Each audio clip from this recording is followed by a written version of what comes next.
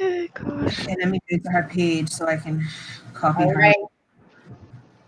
Testing. Mic check. Okay, so we are full live because we are scheduled to kick off at 7. But if anybody saw this last time, a couple of weeks ago, you may have noticed that there were a few technical difficulties. So I am surrounded by fabulous Bermudian authors, and we have to make sure we do this right. So this is take 2. And before we actually go live for real, we just want to make sure that we can work out all of these technical difficulties. So that said, authors, are you in the house? Mic check. In the house. Mic I check. can still hear a little bit of feedback. Can I make a request that when people are not speaking, they're muted? Because that's the difference. Okay. So we're going to make sure anybody that's watching, I see 2 people are looking. We're going to make sure that we want to make sure you guys have the best experience, because I'm telling you what these guys have to say. It needs to be heard. So we're working this out. So bear with us. So authors, are you able to connect to Facebook? I guess on my page, can you share this? Let's test that out and see if people are gonna load. I don't see you on the page. You don't see it? Did you take us in it? She posted it earlier today. All right, so hold on. Oh yes, you did take us in it. That was just a comment. That was just a reminder. Let me go to my. Is it your personal page? It's on my profile. Brooklynite page. So let's see. I never shared. I just posted it. Okay.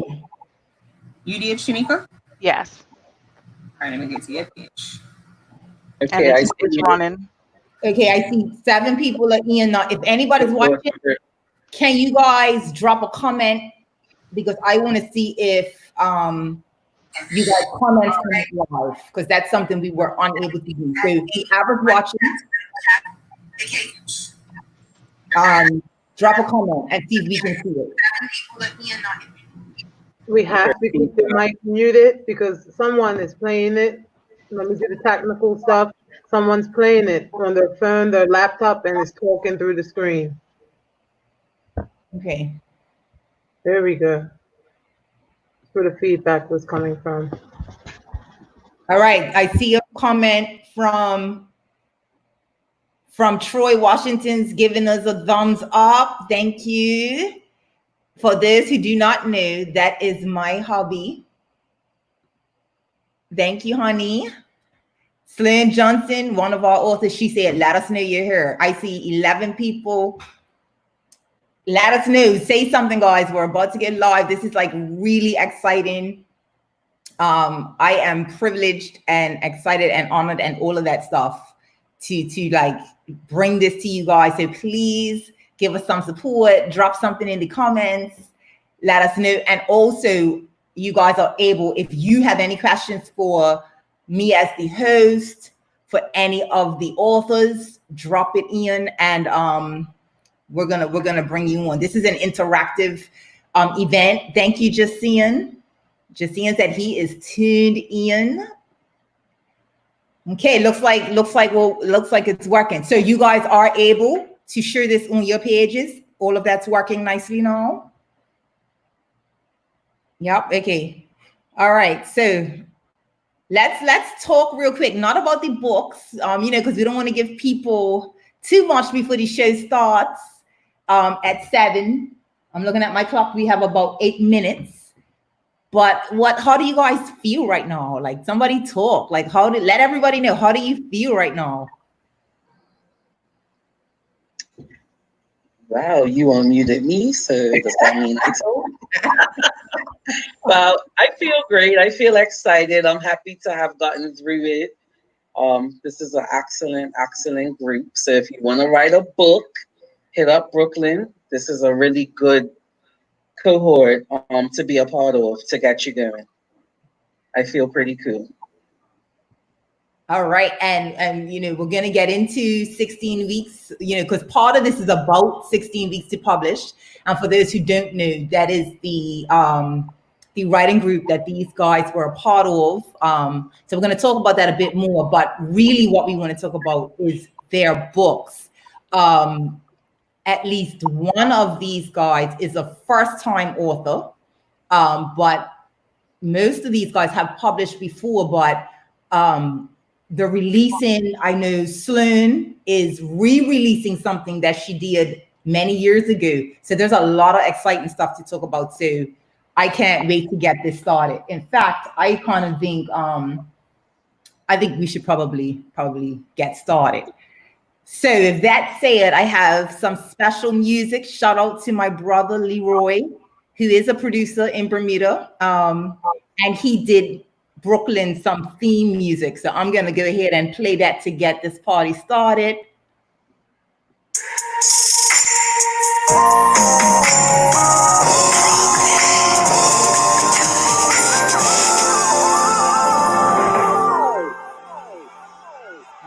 All right. So Brooklyn Night is in the house, and I am joined by 4 fabulous authors who I am very excited to introduce to you guys.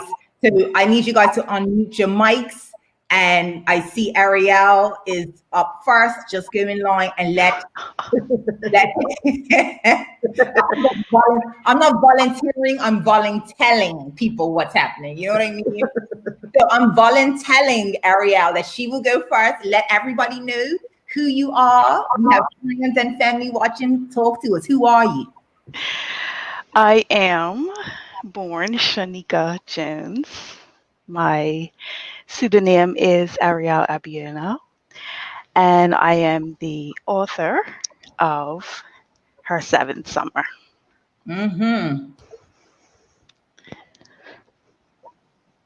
Who's next? I guess I'll go next because I'm right next to her. My name is Sloan Johnson. I am a Bermudian author. This publication will be my 3rd book, and it is Unevenly Yoked. And my mom is watching. Hi, Mama! I'm excited.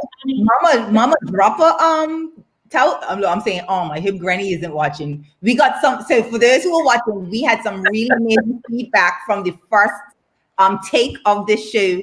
And Granny knows. I don't know if Granny's watching, but she told us we said too much. So I am very conscious of that, Granny.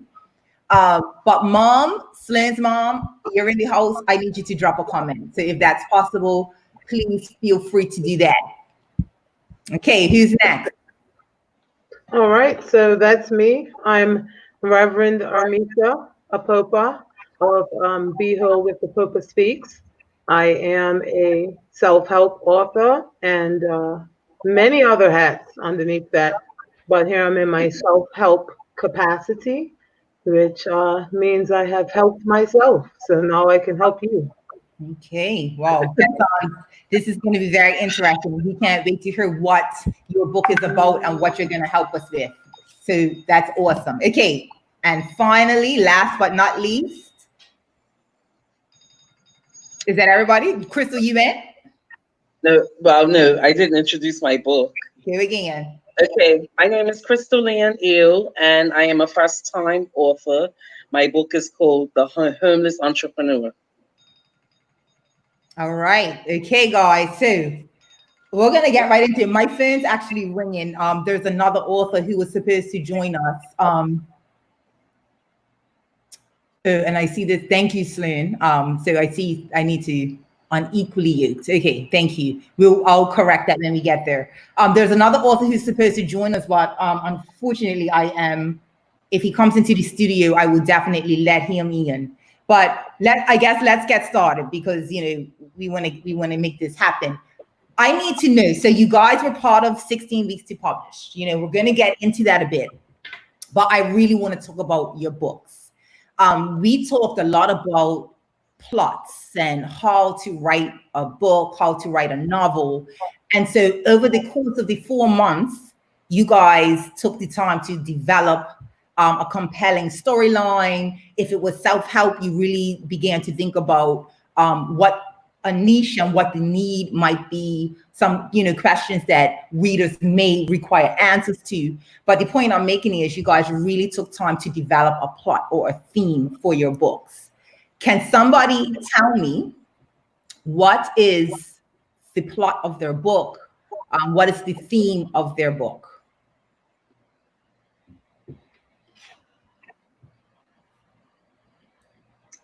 Again, I'm unmuted, so I guess I'll go first. So my book, The Homeless Entrepreneur, is a plot that takes you along a journey of my life and my story from Bermuda to Atlanta, and it takes you along the journey of how I started and grew my business against all odds, including homelessness.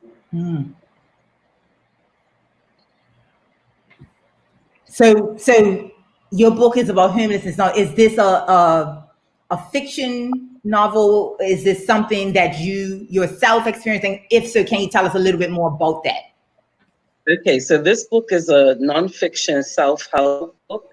It is about my personal journey as an entrepreneur and a mother, and it is about basically how we endured all the obstacles that we face. It shows a bit of resilience and just pushing forward. Okay, and just seeing, he said, The Homeless Entrepreneur, it sounds very interesting. And we talked about titles, and I know that when Crystal dropped that title, we were like, boom. Because Crystal, what is the paradox? I mean, what got this title, The Homeless Entrepreneur? What is the paradox in that? Like, what did that mean for you? And what do you want it to mean for somebody who might pick up your book? Okay, so what it means is that, number one, there are different levels to homelessness. It doesn't always just mean, sleeping in the street. There are different levels to it. And I experienced various different levels of homelessness along this particular journey while still trying to maintain my business and be the only income in a family of 6. Wow. And so the goal here is to, number one, educate people on the different levels of homelessness and encourage those to let people know they can continue on the journey of starting or growing a business no matter where they are, and basically no matter where they are. Wow. I mean, it sounds like the theme of that book is just so rich. Like, I mean, there's so much even in just what you said.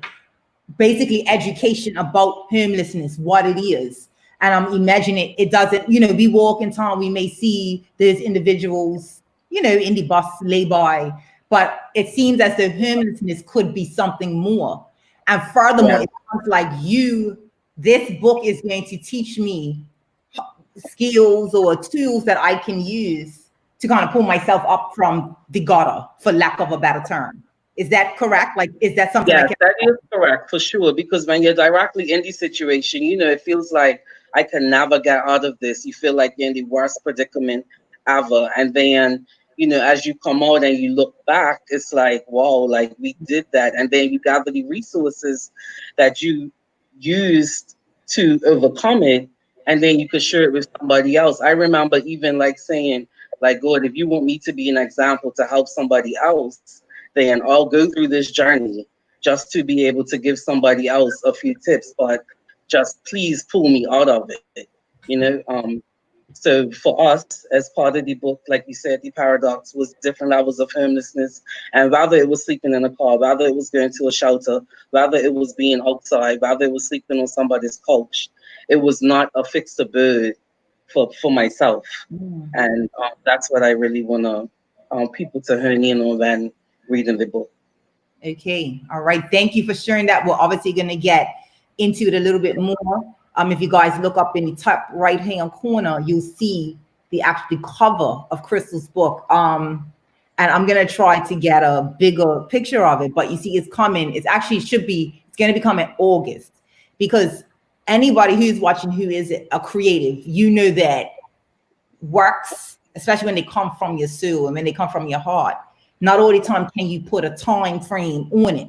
And so while, initially we were slated to have that release in July, Crystal had to slow it down, and so that's going to be coming out in August, but the cover is absolutely amazing. I'm going to see if I can get a bigger version so everybody can see, because if I saw that book on a shelf, I'm telling you, I would pick it up just based on the cover.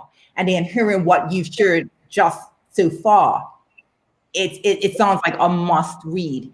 And before we go on to the other authors, I have to say that, you guys may not know, but by day I'm a clinical mental health therapist. And so when we're talking about homelessness, yes, there's obviously that physical part of it, not being of no fixed ability.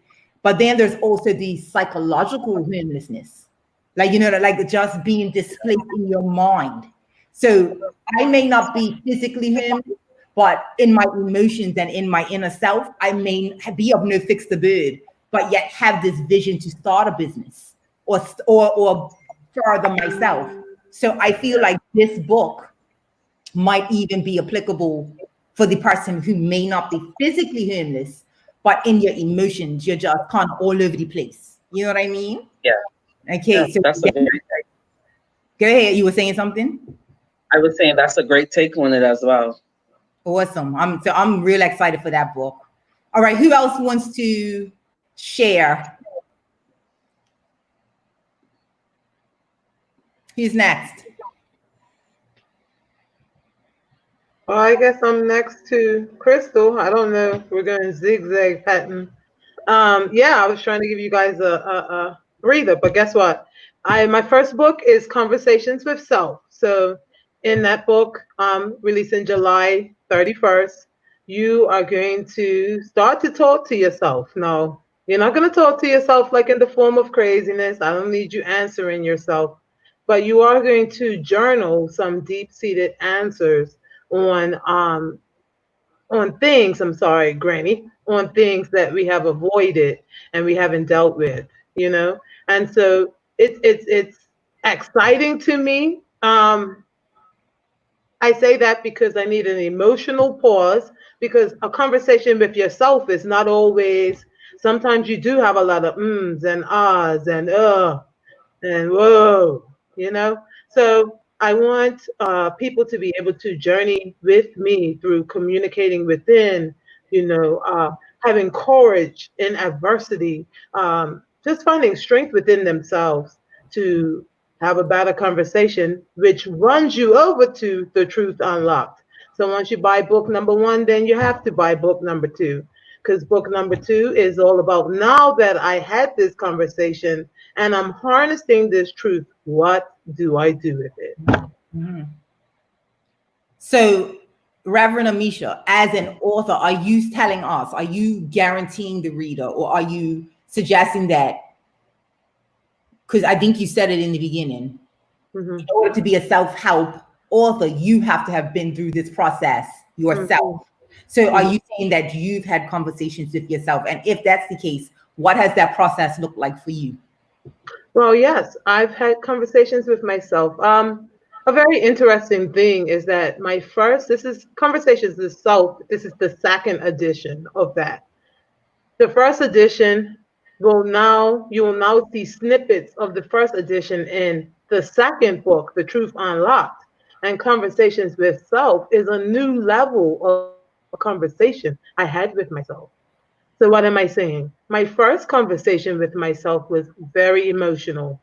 Like, I probably thought I was whining through the book, but I had to get it out. Once I got it out, I realized that my conversation with myself was immature. And so I had another conversation with myself. So the second edition is actually the second conversation I had with myself in 16 weeks to publish, where I was pushed for excellence and not some haphazard writing style. And so from there, I go to book number 2, which I will unlock some of those private secrets of the conversations I had with myself, but it's going to be more impactful, powerful truth coming out of that conversation, which, believe it or not, Brooklyn, was many of the reviews I received when I first wrote the first book. Like, hey, we want more. Where is it? Okay. So you had conversations with yourself. You said you had several.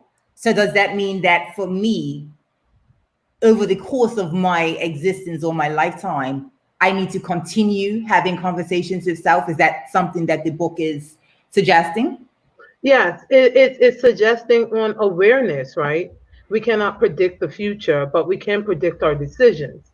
And so when you enter into the future, have a conversation with yourself with standards. Like in this situation, I'm going to react this way. In this moment, I'm going to react that way. It really teaches you how to take ownership for your choices, for the company you keep, for the environment you live in. Taking ownership, having a conversation with yourself does, first of all, number one thing it does, release you from being a victim. Wow, okay. So the conversation you had with yourself, are you then instructing us on how to have those conversations with ourselves? Because it sounds like it's a personal kind of testimony, you kind of guiding us through what your process was. But how, if I buy your book, how can I be guided through my own conversations? Is that part of? Yeah, so chapter 1, communicating within. Communicating within will teach you how to journal your emotional feelings onto paper, process what you've written. Something happens when we write, Brooklyn. When you write on a paper, things come out of you that you didn't even know were there. And then following the questions or the prompts that I give you, you will be able to really delve into some things that's going on internally and find some clarity. Because it's not so much that I'm saying that we are broken. We often get a message of we're broken, everybody's broken. No, what I'm teaching you is that you are already whole. You have to look within yourself to see that wholeness. Okay, wow. That sounds like a very important book. Like I turned 40 in February. I cried. I'm gonna put it out there.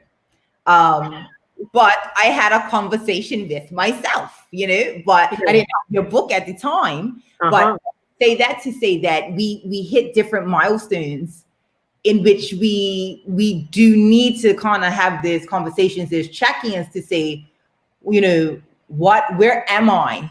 Where do I want to be? And then more importantly, how do I get from where I am to where I want to be, you know? So we're going to talk some more about conversations with self. Let's move on to our next author. I don't want to volunteer anyone, but I'll wait. I'll go because I know that Ariel wants to go last. Look at her face. I am Sloan Johnson. I am the author of Unevenly Yoked. I have thoroughly enjoyed my experience in this writers program. This is my 3rd book. Unfortunately, I had lost my writing mojo until I met Brooklyn. And she was like, girl, you need to put pen to paper. Let's do this. 3 to 4 months later, here I am with a new book. Like I said, once, twice. Look at that. So Unevenly Yoked is a story of 2 twin sisters who are born to biracial parents. Unfortunately, they are an anomaly, and one of the twins is born with brown skin and one is born with white skin. The father has a very difficult time raising a white child, and therefore the family separates. The girls reunite in college. One is raised super religious, and one has been raised super worldly. So their worlds collide.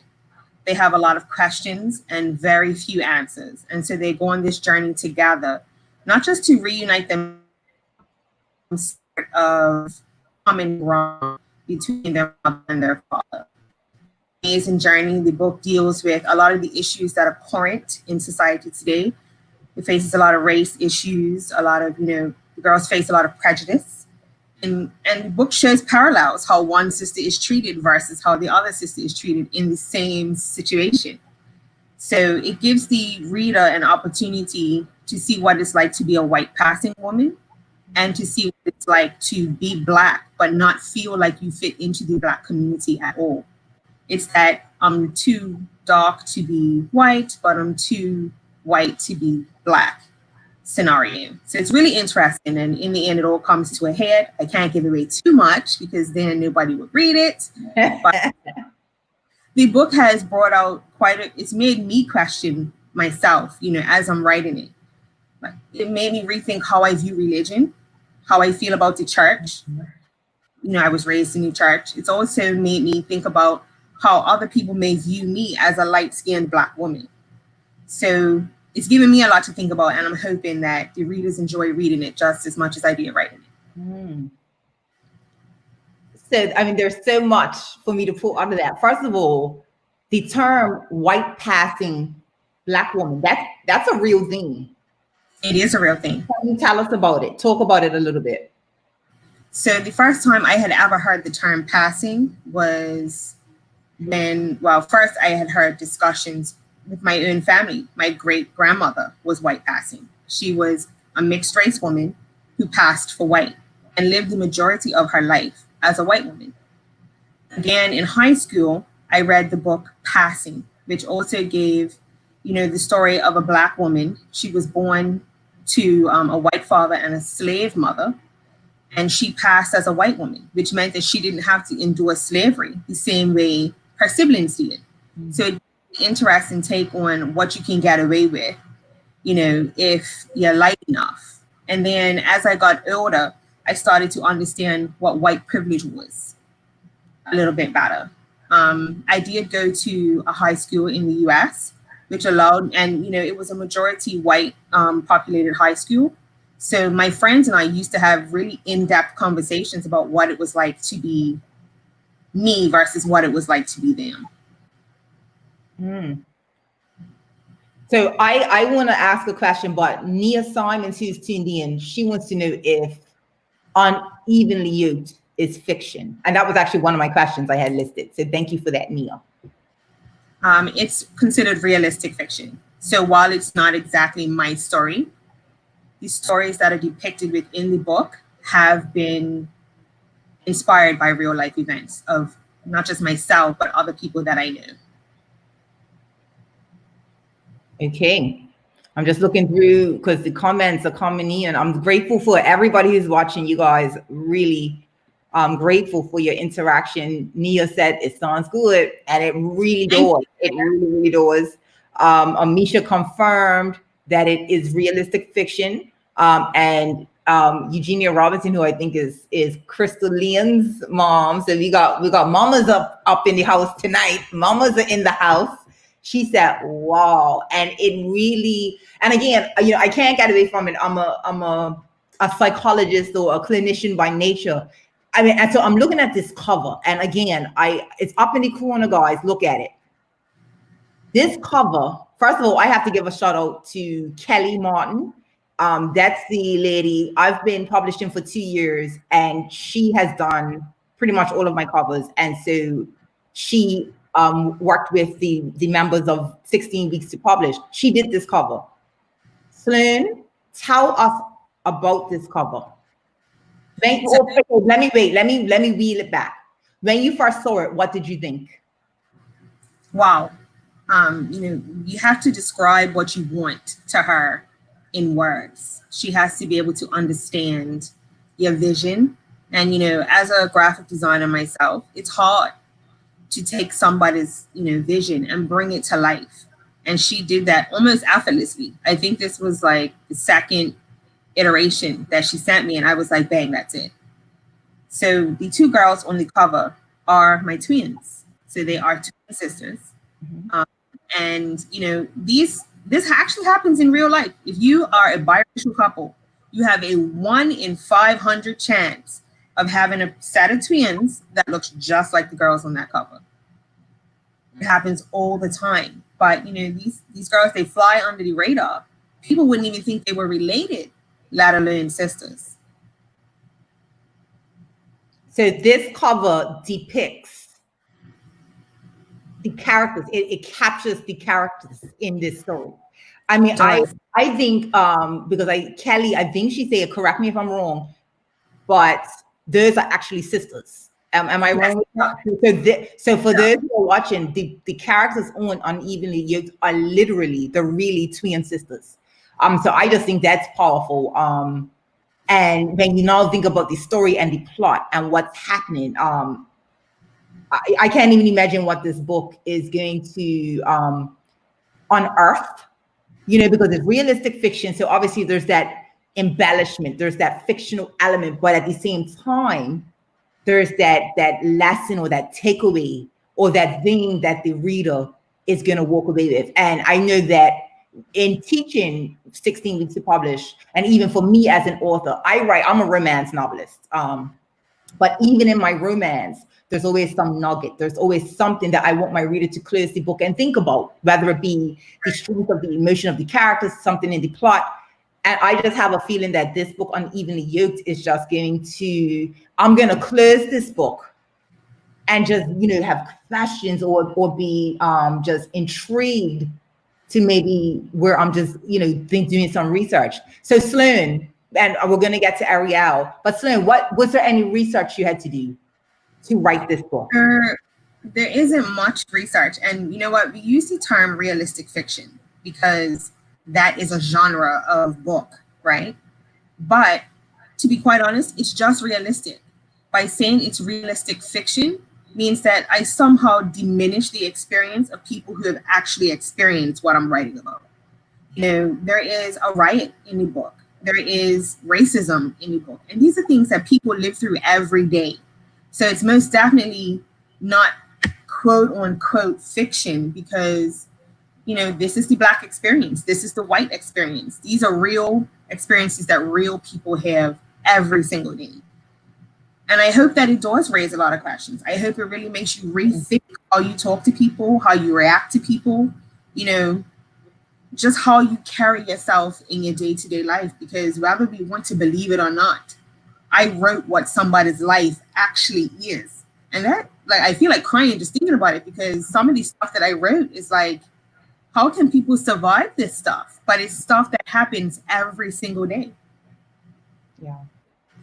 It's powerful. And, you know, I think in moments like this, we realize how powerful storytelling is. I think, you know, I said it in the last, when we did this the first time, when all of the racism began to erupt, you know, over the last couple of months. Well, I mean, it's been a while, but something hit me. It was when George Floyd was murdered. And I reached out to my cohort of interracial romance authors because that's my genre. I write interracial romance. And it hit me that what I'm writing is that I was a fraud. I started to think that I was selling hoop dreams, that, you know, it's not real. Why am I writing this? None of this is real. And so I reached out to authors in my genre. And the response was instant, that we have to show the world the truth through our writing. A lot of the authors that I know and have met are in interracial relationships. They're Black women with white husbands or Asian husbands. And they were like, Brooklyn, it's real. And so even for Unevenly Yoked, it's real. And then it's our job as creatives to get that out there. So even for anybody who's watching, you know, if you have a story in your belly, it's real and it has to be told, you know, and it comes a time where, like Amisha said, you do have that conversation with self and you realize I need to get this story out there. So thank you for that, Sloan. I mean, the book it sounds amazing. Carol, on Gigi, now listen. I met Aunt Gigi yesterday, okay? I went in to pick up some manuscripts and Aunt Gigi came out and she said, oh my gosh, I love Brooklyn Night. And I was like, oh, that's me. She was like, what? Aunt Gigi wants to know when this book is coming out. Sloan. July 31st. July 31st. So we have a couple more weeks. But the pre-order links, I don't know if somebody can go and drop them in the comments. The pre-order links for Conversations with Self. I'm sorry, Granny, I said like 3 times in a row. The pre-order link for Unevenly Yoked. Somebody drop them in the comments for anybody who's watching and wants to read. And then I'm just looking at the questions. Nia asked, her question has been answered. Did the authors use the same book cover artists? When you sign up for 16 weeks to publish, I have my book cover artist she comes and does the presentation. In fact, over the course of the 16 weeks, I bring in my entire team and they come and present on different topics. But we found out that Sloan Johnson is just a woman of many talents. She created, and let me just grab it. She created, and again, it's small, so you're not going to see it. Third one, she created Crystal Leon's book cover. She's in the process of creating another author who's in the group, his book cover. She is fabulous. So when we talk about buying Bermuda, we definitely have Bermudians who can produce. And again, for me, for quality is my standard. I must have a high quality. And I say with all assurance that Sloan definitely meets my quality standard. So she did some book covers for some of our authors, and then my book cover artist, Kelly Martin, did some for others. Don't forget she did mine as well. Okay, let me get, so Sloan did yours, right? Yes, she did. And what yours is coming up? I did my own. Nice. Amisha, you said that? I did my own, yeah. Right, Amisha did her own. So that's Amisha's. Okay, so let's now segue into Ariel. Tell us about your book. Okay, so my book is Her Seventh Summer, and it's basically a firsthand, it is realistic fiction, similar to Sloan's, and it's a firsthand account through the eyes of Shari, who is our main character. And basically she goes through her life as a young child through adolescence and on to her teenage years, enduring both sexual and physical abuse. Yeah. The reason why this is realistic fiction, because it is based on my true story, and some of the characters have changed and some of the events have changed, but it is based on my story. When we talk about tropes, we talk about things that are expected when we talk about sexual and physical abuse. And I wanted to twist it a little bit. So the firsthand account is riveting.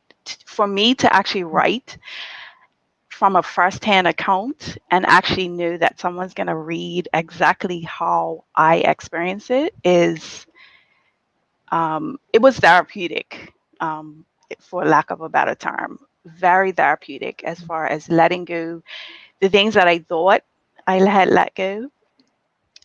For those who want to venture into writing and being an author, there's a very therapeutic element to writing, especially if it's your story. Mm-hmm. There are things that I thought I let go, and that I would say I'm over it. I say that I am a survivor, a proud survivor of sexual and physical abuse.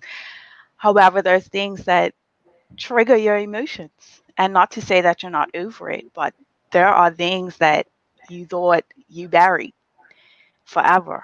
And writing this book has been a real eye-opener for me. When you think of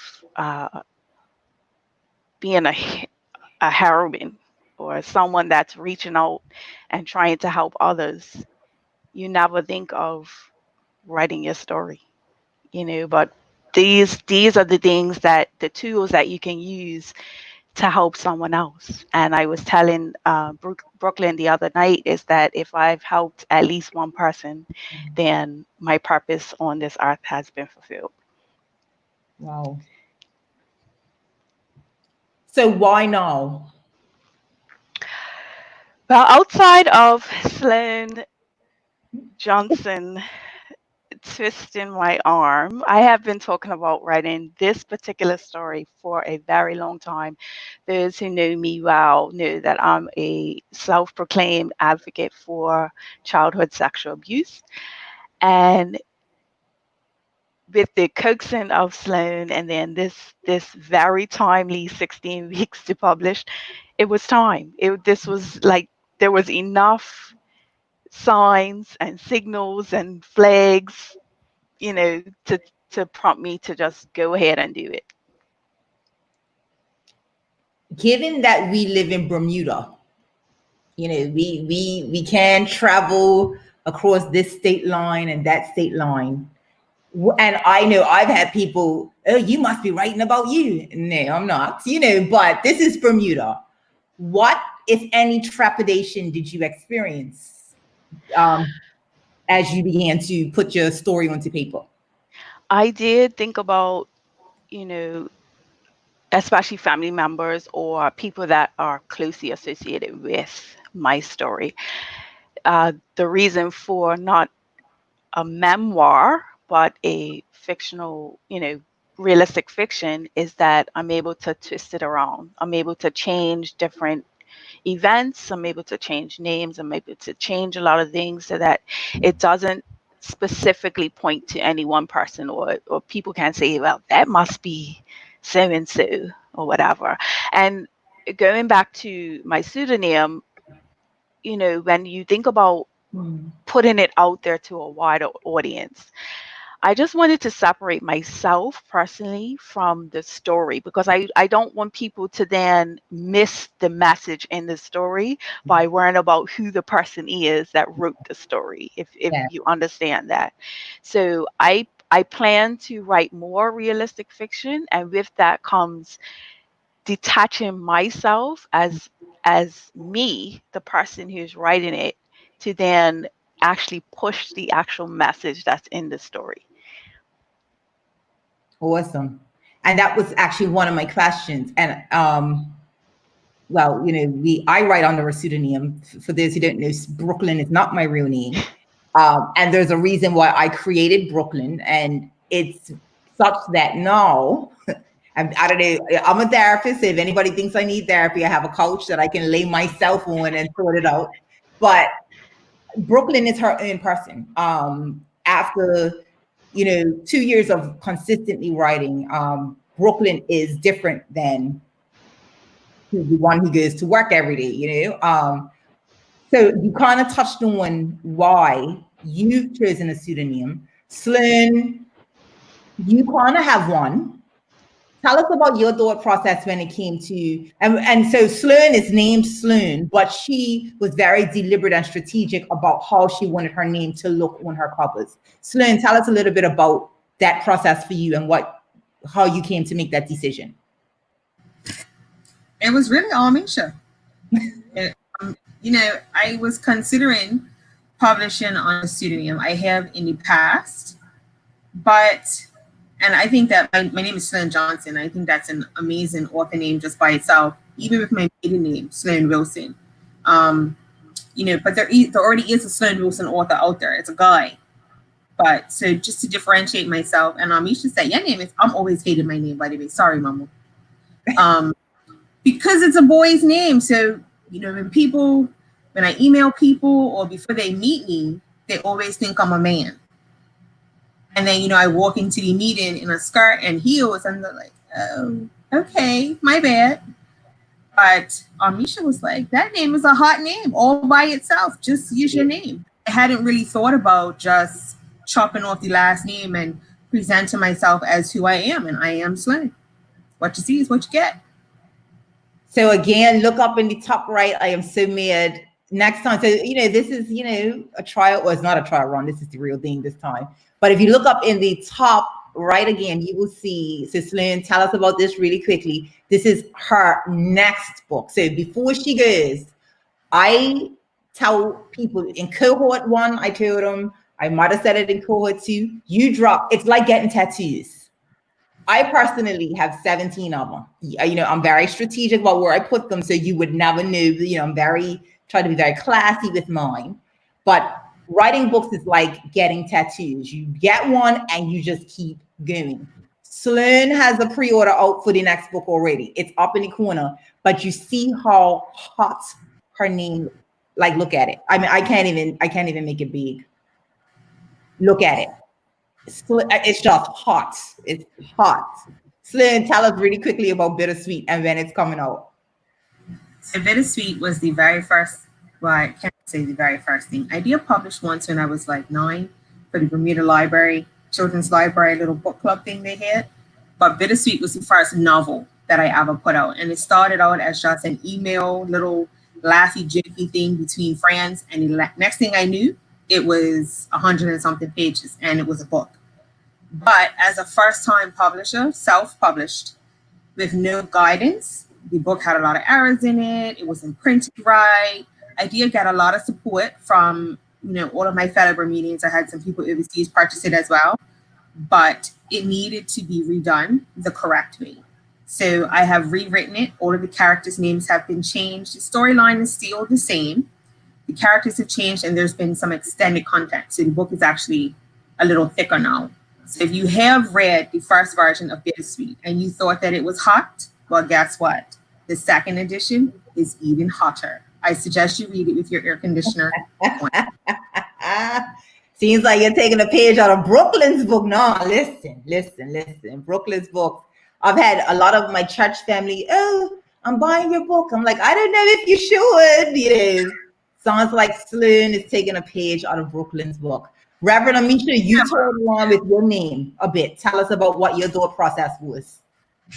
Yeah, so I have a global impact, and sometimes global impacts go outside of Christianity. So the Reverend, while I worked very hard to get that title, I was between thoughts if I needed to put it on the front cover, if I needed to say Reverend Armisha Popa. And the more I toiled with it, the more I realized, like, that's a box that I don't want to be in. So I'm going to put Reverend on the inside because I do officiate weddings and do things that a Reverend does. But I am not, I just think I need to practice what I preach, apparently, and just go with my name, my own name. Okay. I preach that message, and I need to walk out the message I just preached. See, self-help publicly. Crystal, any thoughts? No, your name is what it is. And I think that's very significant because, again, your book, I'm just pulling it up for the corner. It needs you on it. It needs, you can't, readers wouldn't benefit from a pen name. We need to know this is who we are learning from, and this is her story. So I guess any thoughts that you had about a pen name or a pseudonym, anything that you considered? I think at one point I considered using my business name as it, but I figured it's like you said, it's from a personal standpoint, and probably everything I do moving forward will be probably somewhere about business, family, something along those lines. So it's best to just keep it as my name. Yes. And my last name always captures people. They always have a question or two about it. Like, why then he has 2 letters or something like that. With my first name being so long with 13 characters, I don't know what my mom was thinking. So it sparks a conversation, I feel, anyway, at times. So it's cool. I'm just looking at, so Miss Robinson is making her comments. I put this up. So on Gigi, so I guess I'll talk a little bit about myself. So on Gigi, when I bumped into her yesterday, she had read 3 of my books and she was like, what's next? So I told her to get 5 years. Apparently on Gigi read it in a night.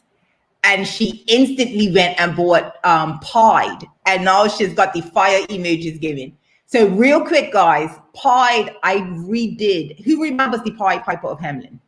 Everybody remember the guy who I gave him a love story, okay? And Aunt Gigi is saying the story is fire. And I love it. Thank you so much, Aunt Gigi, because Patrick Pied Piper, he was, my God.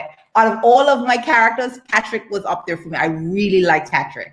So thank you, Aunt Gigi. Okay, so you guys, we are at, technically we have 10 minutes left. So Crystal's mom says she heard that. We got some more. Let me just show some comments. Here we go. This is Reverend Amisha's mom. She congratulates all of the young women on our accomplishments. Are you ready to deal with the naysayers? Wow. Let's talk about that for a second. Naysayers, haters, the haterade. What's happening? So can I go first? Yep, go for it. So I wrote a note when Fern was talking that said she wants her book, her realistic fiction book, to make you think about how you talk to people and how you talk to yourself. I present, and this just all happened in real time, that from the Truth Unlocked, you will be able to deal with trust, trauma, tragedy, triumph, and truth. And with those things come the naysayers. And so I think that, like, being in 16 weeks to publish, we were all forced by the English teacher that hid as a psychologist, who made us focus on what we were naysaying to ourselves. I can't write this book. I can't write this long. I don't want to. Oh, I'm late. The belt came out. Shapat. You know, we pulled ourselves together. So I think we were our first naysayer and we overcame that. So we can overcome any naysayer. I like that. We were our first naysayers. I really like that. Somebody else, are we ready to deal with haterade? The people like that went school with us and they didn't like us in high school, said, "Hey, I'm not buying her book." You know how it is. Let's talk about naysayers. I'll chime in on that. First of all, what other people think about you is none of your business. And that's where I stand on.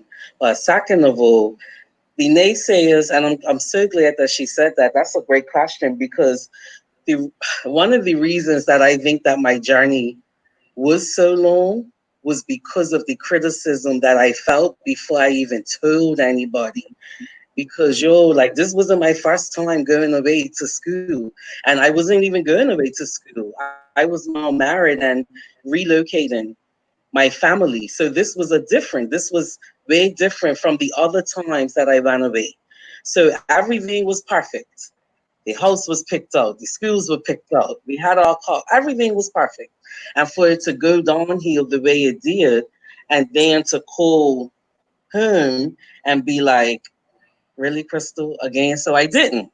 And when I started to talk about it, like one of my closest friends said, "Well, you made your bed while lying it. Like, you decided to do this, well, deal with it." Although they may not have known, they didn't know the extent of what was happening. So the naysayers are gonna, I guess, be there anyway. I like to think that it's not really too much negative things to say. I don't think from a negative standpoint. So I'm not gonna probably walk into a space or a room or think somebody's talking bad about me, because I just don't think I'm a bad person for the most part. But people will say things anyway, and that's something that honestly I got some had to deal with my whole life. And when I came out as a business owner, it was the same thing. I'm a plus size woman. I have short natural hair. I'm Black. I have 5 kids. I already have full strikes against me when I was stepping out into this. I didn't even put my picture on my website when I first started my business, because I thought nobody would want to do business with me, just because of different things that have been discriminated against. I mean, it didn't hurt my confidence or anything, but there's always been people that think that you can't accomplish something, and then you do it. Wow. Very powerful. Ariel, you're smart. Well, Celine's got her mic off. Celine, what are you saying about naysayers?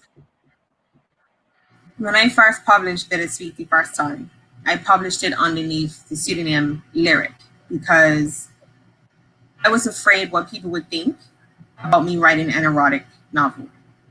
At the time, my son goes to BL, which is a Christian school for those that don't know. I was raised in a church, and I was really concerned with what people would think. And to be honest, the first person who told me, "Don't worry about what other people have to say," was my granny. And it kind of helped, to bring me out of that shell a little bit more. And I took more credit for the work that I have put into it. But that's an issue that most Bermudians deal with. And, when we really think about it, you have put so much of your heart, your soul, and yourself into what you're putting out there for the world. You don't have time to worry about what people think. And something that my husband, and he showed me this quote, and I live by it every day now. He said, "You know what, Stan? You're not everybody's cup of tea, but you're my shot of whiskey." So it's okay if I'm not everybody's cup of tea, but somebody out there, I'm the shot of whiskey, and that's the one person I reached, and that's the one person I was meant to reach.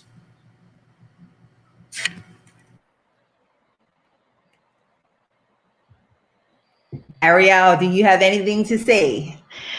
I do, and that's basically that. Again, like Crystalline said, it's that a lot of your inhibitions come from the naysayers, kind of stop you from doing what you are destined to do. My story speaks for itself, and it speaks to the naysayers in the book. A lot of the struggles that Shari dealt with are specific to those naysayers that stopped her from actually fulfilling her destiny. It's a secret message in there specifically for the naysayers. I have nothing to say. The book says it all. So, yeah. Wow.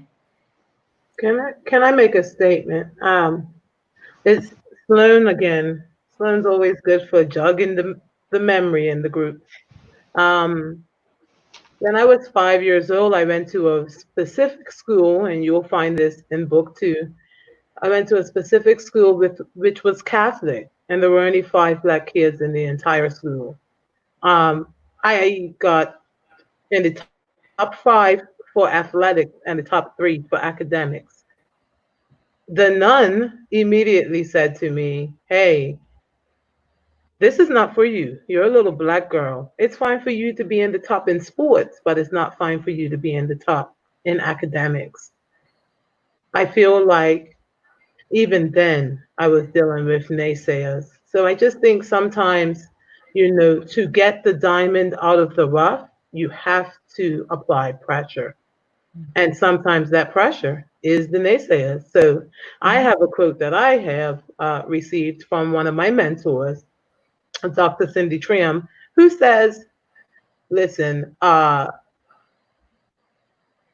publicity is publicity, positive or negative. All right. I think we have. I think that kind of, yeah, it works. It works, right? I for me, when it comes to naysayers, I mean, I just forge ahead. I went to Barclay Institute, rest PK for name, keep the end in view. So that's all I knew. I don't have time, or I don't really take into, Crystal's dominant, because we were in the same class in high school. Rest PK for name, keep the end in view, which means I don't have time to kind of look to the left or the right. I literally am focused on what I see as being my goal. I want to give a quick shout out to this guy. So on GG, if you're still here, yeah, you are, because I see your comment. 5 years is also an audiobook. So again, keep the interview. I wrote the novel. It did really well. And I wanted to hear my characters. That has always been my dream, just to kind of hear my characters. And so I found this, it's called Find Away Voices, and you have to kind of put a section of text, and I'm not sure how it works. Troy is in here, but I guess people audition. So long story short, I get down to the last, there were a few selections, and I get down to the last one, and this guy, Troy Duran, I was like, let me try it out. When I tell you, and I don't even know, is he still on, Troy? Are you still there?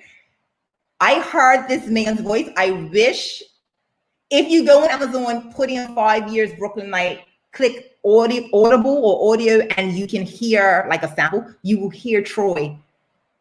I was like, this is my character. It was the sexiest voice I had ever heard. And I'm sorry, Troy, but he read all of my steamy scenes. So I'm sure me saying that is nothing to him. There were so many times I apologized. I was like, Troy, I'm so sorry. I mean, because I write romance. I write very steamy romance on GG News. And so to have Troy reading this stuff, I was mortified, but he assured me that it was okay. But I just wanted to shout out Troy Duran because he is my audiobook. If I could have him read all of my books, I would. But look, he's here. He's here. And look, and on Gigi said, "Ooh, let me go listen." On Gigi, when you hear Troy's voice, you are going to be like, you're going to try to friend him on Facebook. But I'm just saying. Okay, all right. So we are. He said, We technically have 12 minutes because someone started early. okay. Well, let's go into 16 weeks to published. Okay. Yeah, Troy, again, I cannot understate how fabulous it is. I mean, just amazing. And it's hard, I can't just say, oh, get him to read your book because it's a very precise process. Like I said, if I could get him to read all of my books, I would, but characters are different. But he is, oh my goodness, just an amazing person. And he's really funny. He's really, really funny. I think we're getting off topic. But so it tends to happen. So on Gigi, even the Reverend has a fan. On Gigi, what I'll say is, if you want to hear him read to you, at the very least, just get the audiobook because he'll read it to you. So let's talk about 16 weeks to publish. Oh wait, I didn't want that. I wanted this. Hey, you see, I'm trying to do something like technologically savvy. Let me do it again so people can see it. Hey, you know what I mean? So 16 weeks to publish. What was it like? How did you hear about it? Somebody talk to me. So I'm going to reiterate again how much I was pleasantly pressured by Sloan Johnson to join this awesome experience. I have no complaints, even though it was challenging to say the very least. Amongst COVID and all the other obstacles that life brings, I think that 16 weeks to publish, being that it was so structured and so well put together, it allows you to go step by step and push yourself. Basically, there's no other way to get through this class but to actually apply yourself. There's no magic pill that is given. There's no magic formula, but you have to apply yourself. And I'm glad that I actually heeded the call and applied myself. I'm extremely proud of myself for actually following through and getting to the end.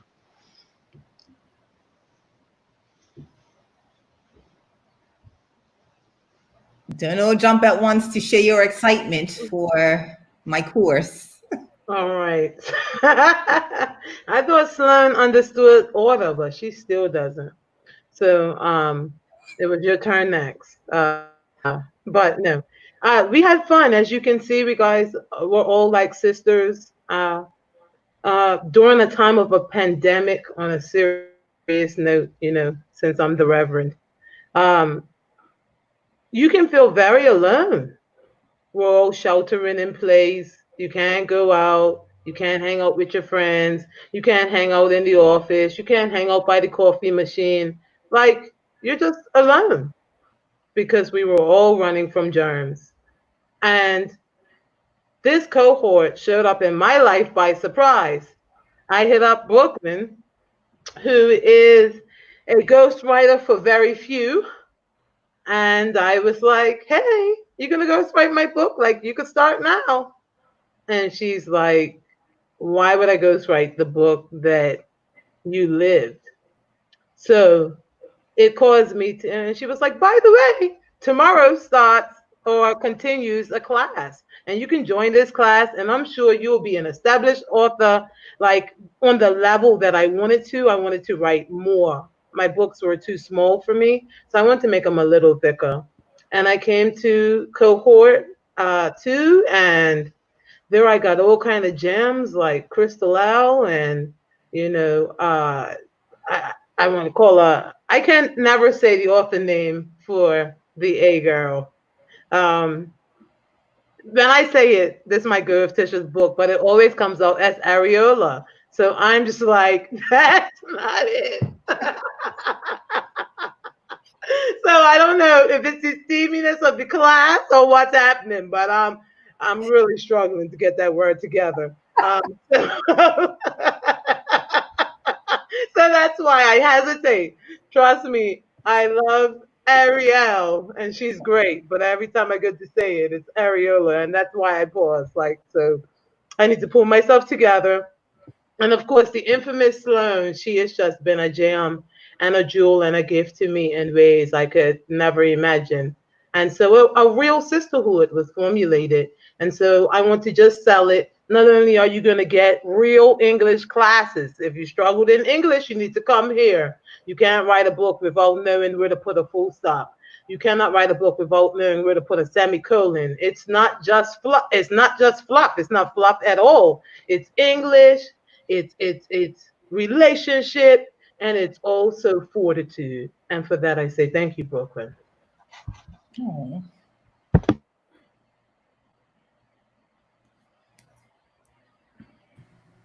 Look at that. I'm unmuted. Armisha, rep. I just want to answer. Tralisha McNeil just said it. It took her 9 months to write her book. And I think that a lot of people are a little bit in awe that this process only took 16 weeks. But like Armisha just mentioned, it's because you're not doing it by yourself. We have had table reads where we each read a little bit of what we wrote that week, and we offer each other feedback, and we get in tune with not just the characters and the things that we're writing about, but I could probably tell you the ins and outs of every author's book in this group, because we ingrain ourselves in each other's work. And that's why we're able to get it done in 16 weeks. You know, at the beginning, Brooklyn asked us, what are your goals? That was day 1. What's your goal? How many pages? How many words? And apprehensively, I said 300 pages. That didn't happen. But, you know, I got as close as I could to that 300 pages. I have just over 200.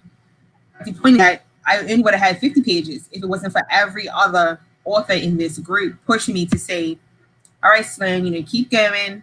Oh, you didn't feel like writing this week? Well, and even with, you know, Ariel, she didn't feel like writing. I said, you're coming to my house tonight. I made her come to my house and sit on my couch and write for 3 hours because she needed somebody to push her to do that. And that's what this group does. Yes, we do learn all of the technical stuff. We learn, you know, battle grammar and punctuation and, you know, about plotting and how each of us writes best. But my main takeaway from it is not just the book that I'm putting out, but it's the friendships that we've made along the way. And like Armisha said, it's a sisterhood, and then there was Paul. So it's like, you know, a sisterhood with that one little side brother in the corner that we don't really talk about because he's the only guy. Right. But it was an amazing experience. Can somebody answer that question? There is no set number of pages that's required, Ms. Robinson. It's whatever your personal goal is. So your personal goal could be to write 1 page.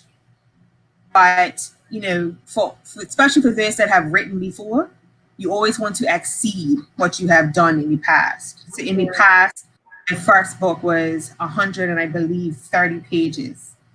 So I wanted to double, if not triple that. I have doubled it this time around, but there's no set number of pages that you have to write. Yeah, I want to say one wonderful thing about 16 weeks is day 1, you establish your own goals. So when that belt comes out, the belt is against your own expectations that you put on yourself.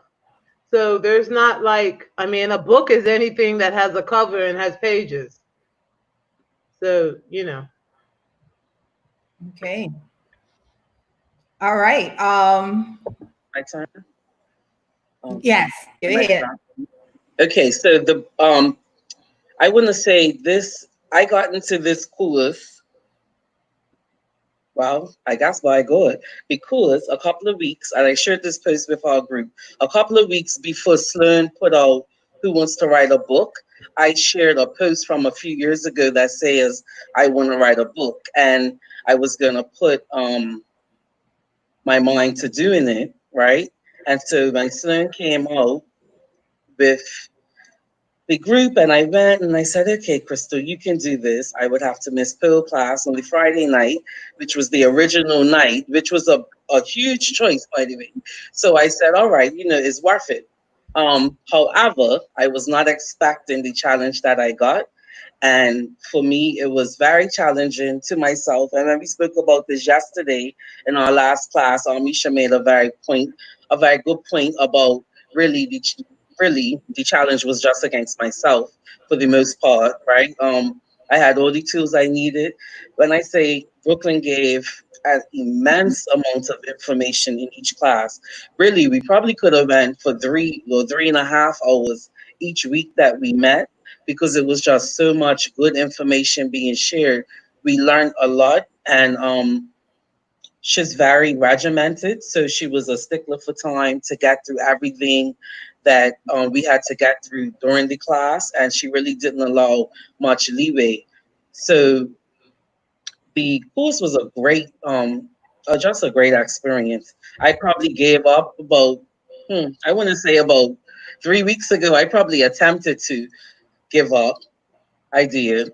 Misha has been like this little thing in my ear that seems to know when to call me or say, hey, how you doing? How's writing going today? And I look at my phone and sort of roll my eyes like, I ain't wrote nothing. But when I got to writing, it's a good experience. And being in this group with these other authors, Brooklyn said at the beginning that she used to feel her characters. And I found myself, as these ladies were reading the table reads, I was like this, like I was engrossed into the characters, like waiting for more. And I found now when I walk into rooms, although I thought I paid attention to detail, I'm now more like the lighting, the smile, the feeling, how I felt, how the atmosphere, because these are the things that she made me think about in my nonfiction self-help book, which I did never intend on, which I never knew was a part of the process. So if you're looking to write a book, this is the group that you need to be a part of. No matter where you're located in the world.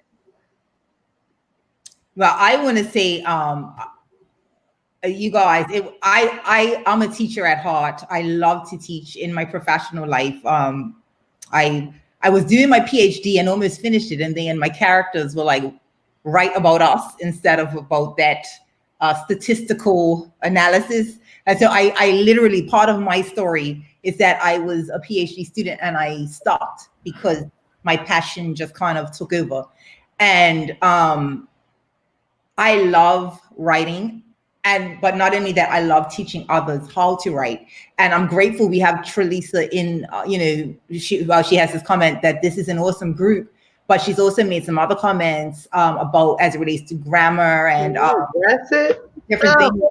But it's writing or art, not just writing, because there are many art forms, but it's a very intricate and personal process.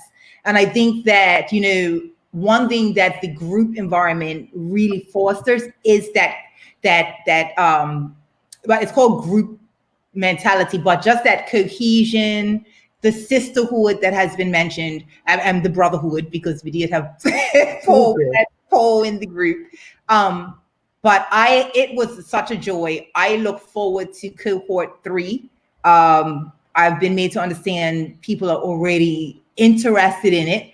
We are looking to start that in September, but we will be having an information session before that, because as somebody else mentioned, it's very personalized. Day 1, class 1, You tell me how many pages you're writing. I give you a second to think about it. But once I write it down, I hold you to that for 16 weeks. Well, it's actually less than 16 weeks because I give you a certain amount of time in which to have written. But it's a very personalized group. It's an amazing process. I guess we're about to close because we're 2 minutes over. But very quickly, you guys, what does it feel like to be a published author? People are smiling. I'll go first this time. It's nerve-wracking. Because you want everybody to love it. You want everybody to feel everything the way you felt it, and just hope that, like I said earlier, I hope that people enjoy reading it as much as I did writing it.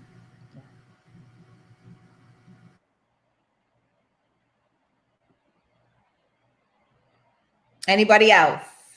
How does it feel to be an author? I think It for feels me, awesome.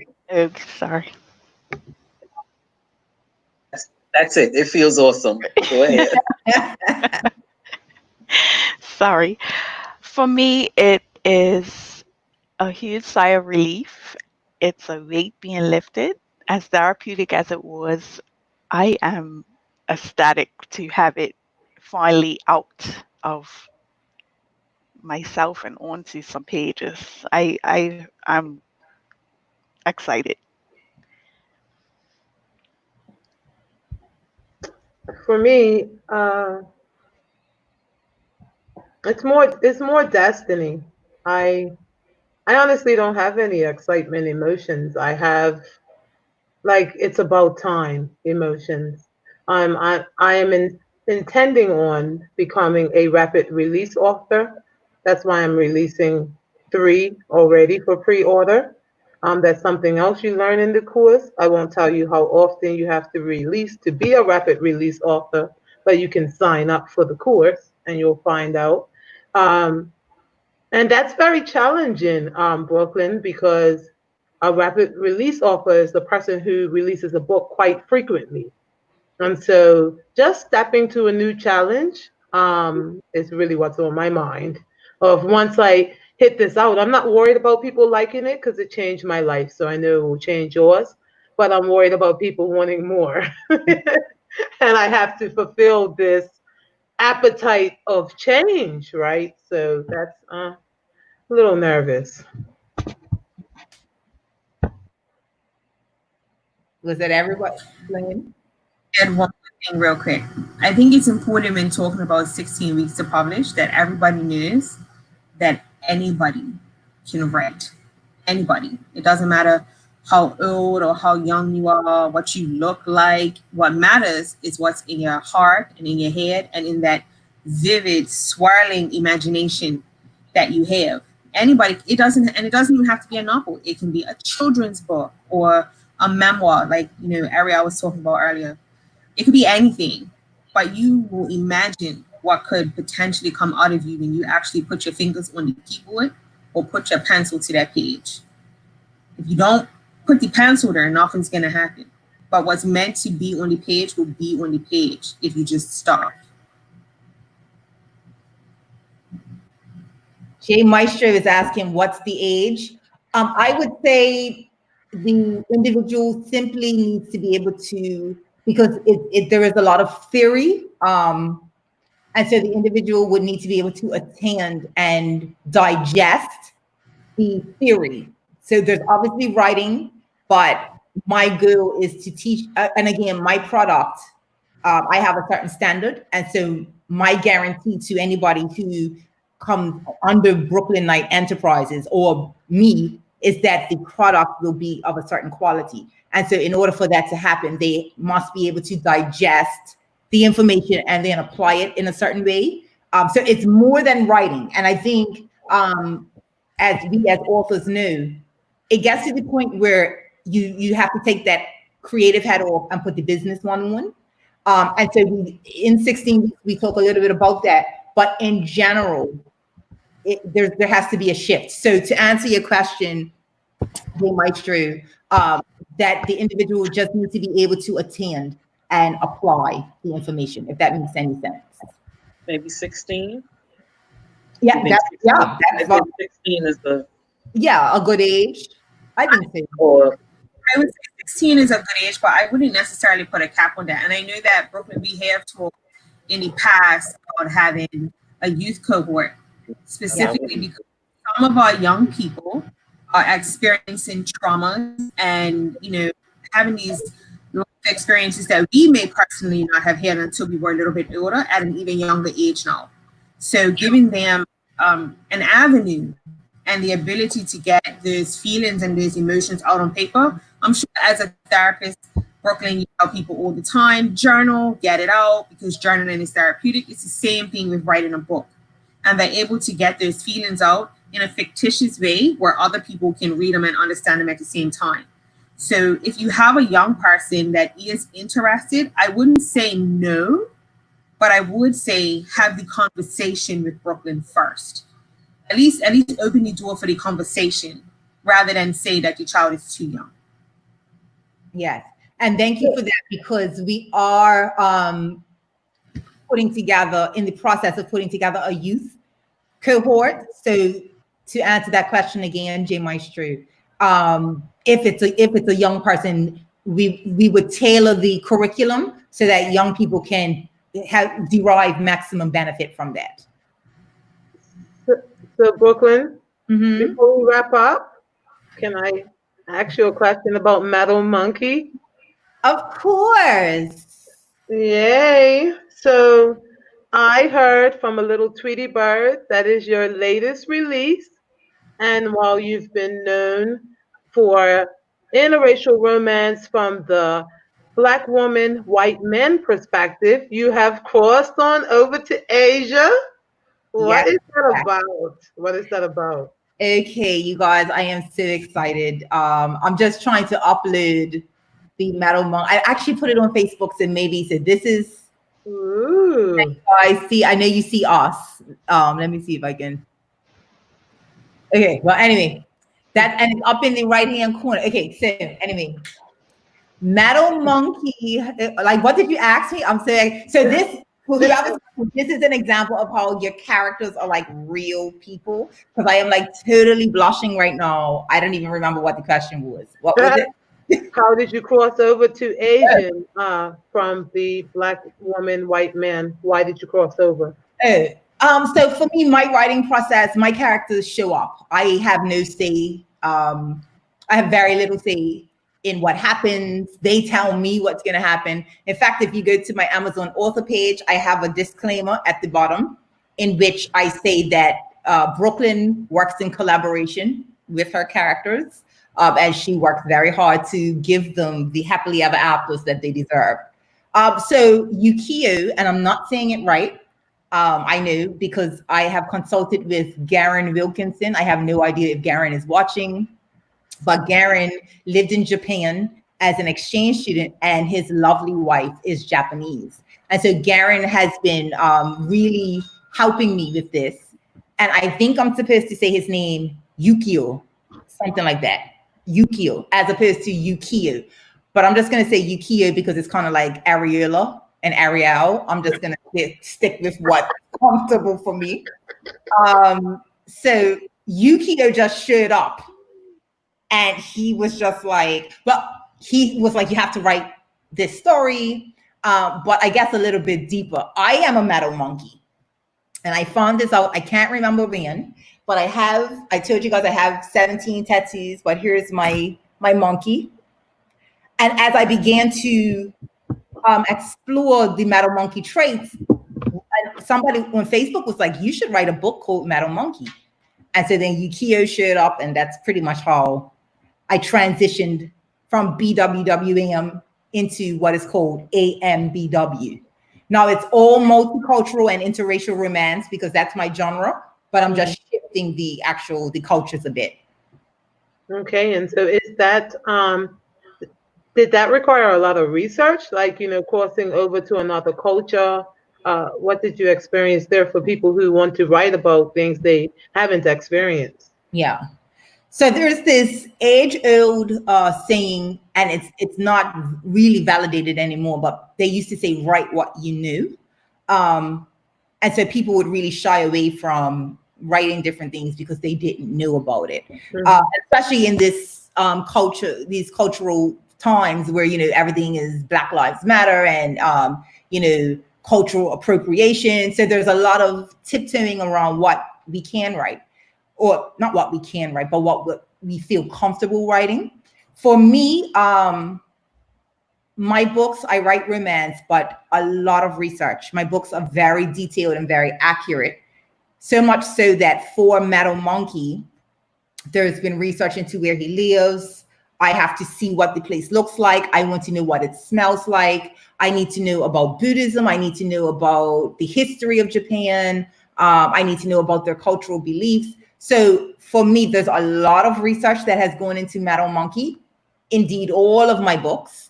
For Pied, I had to research the Pied Piper of Hamelin story to make sure that I was, so a lot of research goes into all of my stories, but definitely for Meadow Monkey, a lot of research.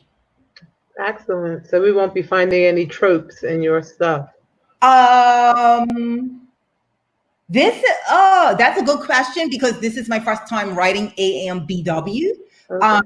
I can't think of any tropes off the top of my head. For those who don't know, a trope is like a theme that's very common to books or movies. So you have the office romance trope or the billionaire romance, or those themes that when you read a book, you connect with it. And then the author's job is to kind of spin the theme a little bit, just make it fresh and unique. With Meadow Monkey, the plot is pretty much that this Asian guy, he is a tiger, according to the Chinese zodiac. And my research has caused me to understand that for some Asians, it's very important that the animals match. So for example, I'm a monkey. Apparently tigers and monkeys do not go together, no matter how much you try. But he meets my heroine, they fall in love, and then he learns she's a monkey. And how can I love her? I can't be with her. And so the book is just about how we create our own destiny and that we don't allow, that's the major theme of it. Oh, that's so exciting. I'm so excited. I can't wait to get a copy. And I'm hoping that you're going to have an audio version with another sexy man. Well, Troy is still here, but Troy, I don't know if you do Asian accents. So Troy, think about that. I need you to go into the studio and just practice some things. See if you can get it, work up an Asian accent for me, Troy. Thank you. But I want to thank everybody for hanging out with us. It has been an hour and a half. I think we had a good show. How do you guys think we did? Yeah, I think we did okay. We finally got people to show up. Yeah, we finally got. Are you dropping a link for the next cohort? I'm sorry. Thank you, Crystal. I let me put my little fancy, because I'm excited. Let me put my little fancy find it. Let me put my fancy video back. Okay, so it says info@brooklynlightauthor.com.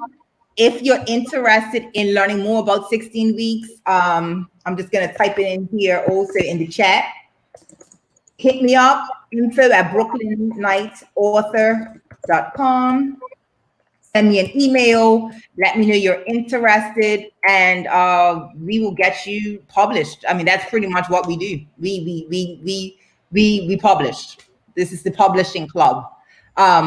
You may see more of me. There are so many Bermudian authors. I would love to shed light on them. So don't be surprised if you see something coming up with a few Bermudian authors. But we really want to thank you guys for your time. You hung out with us.